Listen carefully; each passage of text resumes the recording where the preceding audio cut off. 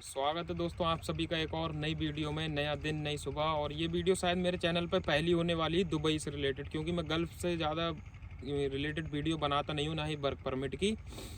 इसमें क्योंकि अभी बहुत सारे दुबई से रिलेटेड है, तो उसमें दुबई के वीज़ा में बहुत ज़्यादा चेंजेस हुए हैं और कुछ बहुत ही स्ट्रिक्ट रूल निकाले हैं दुबई ने, यूएई ने। यूएई का पार्ट है Dubai, Abu Dhabi, Sharjah, Ras al Khaimah. ये तो मैं डायरेक्ट दुबई का ही नाम लूँगा।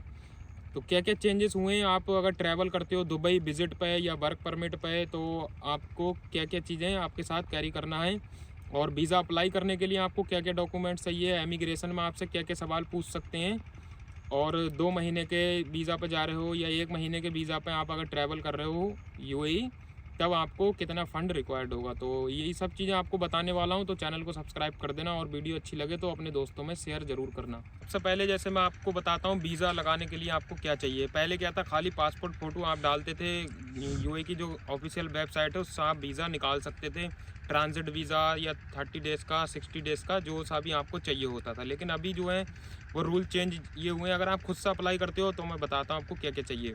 सबसे पहले आपको अपना सेम पीएनआर टिकट, दोनों साइड की कंफर्म टिकट चाहिए, और होटल बुकिंग पेड। अगर आपका स्टे 10 दिन का है तो 10 दिन की आपको पेड होटल बुकिंग पहले ही बुक करना है, सबमिट करने से पहले। और अगर आप किसी रिलेटिव के पास जा रहे हो या आपका कोई बंदा है दुबई में, तो आप उसका एड्रेस डाल सकते हो जहाँ वो रहता है, या कोई भी मतलब लीगल होना चाहिए बंदा वहाँ पे, उसका एड्रेस लगा के तो आप वीज़े के लिए अप्लाई कर सकते हो। फ़ोटो और पासपोर्ट और पैन कार्ड। अगर आप किसी एजेंट से निकलवाते हो तो वो आपसे सिर्फ 3 चीज़ें लेगा, पासपोर्ट, फ़ोटो और पैन कार्ड, और आधार कार्ड भी ले सकता है।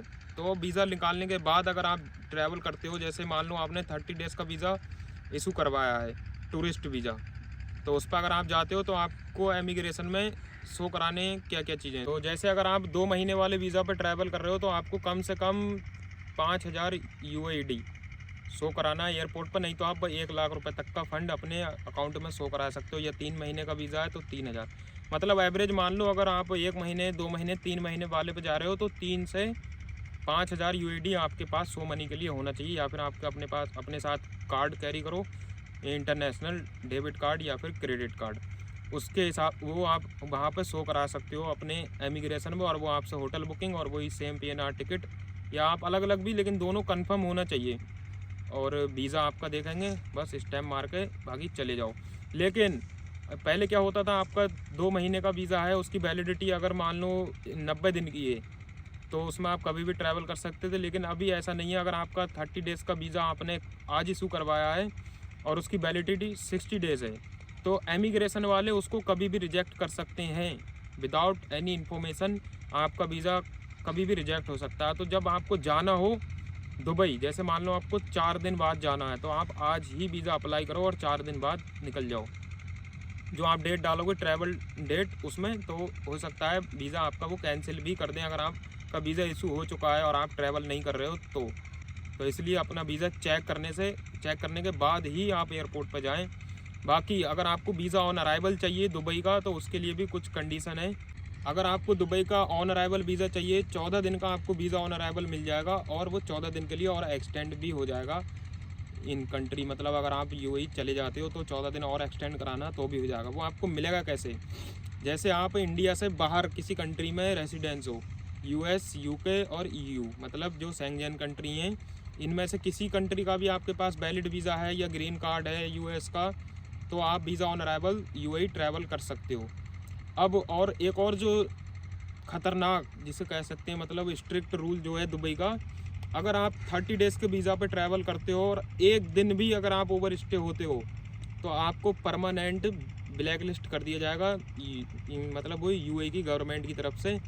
ना दोबारा आप विजिट वीज़ा अप्लाई कर सकते हो, ना ही आप वो कर सकते हो वर्क परमिट अप्लाई। कुछ कंट्रियाँ ऐसी होती हैं, जैसे मान लो अगर हम टूरिस्ट पर जाते हैं, ओवर स्टे हो गए, तो फ़ाइन भर के आ जाते हैं, डिपोर्ट की मोहर लग जाती, तो हम दोबारा से वर्क परमिट अप्लाई करके वहाँ पे रह सकते हैं। लेकिन अभी आप यूएई नहीं जा सकते, अगर आप ओवर स्टे करते हो वहाँ परमानेंट आपको ब्लैक लिस्ट कर दिया जाएगा। तो बहुत ही सावधानी से जाएं, एक भी दिन वहाँ पर ओवर स्टे ना करें। पहले होता था आप चले गए और पर डे के हिसाब से वहाँ पर फ़ाइन लगता था, जितना भी वो 50 दिरहम शायद 100 दिरहम लगता था, ज़्यादा मुझे पता नहीं है। लेकिन अभी एक दिन भी ओवर स्टे मत करना। जो बंदे हैं वहाँ पे जो ओवर स्टे हैं तो गवर्नमेंट उनको भी वापस भेज रही है। पाकिस्तानी और इंडियन बहुत ज़्यादा बंदे वहाँ पे हैं इलीगल, जो विज़िट पे जाकर वहाँ पे काम करते थे।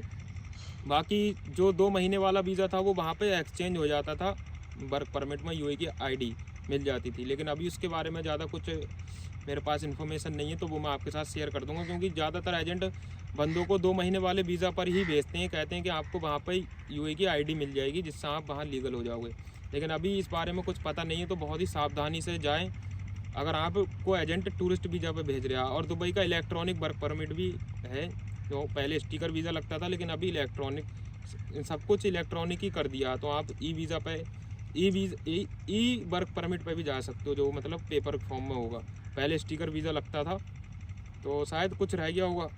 बाकी किसी को यूएई का वीज़ा चाहिए अगर, तो नंबर मेरा डिस्क्रिप्शन में है, या आपको कोई सवाल वगैरह पूछना है तो भी आप मैसेज कर सकते हो। कोई सर्विस चार्ज नहीं है, अपना सब फ्री सेवा है। तो मैसेज कर देना। वीडियो अच्छी लगी हो तो चैनल को सब्सक्राइब ज़रूर करना।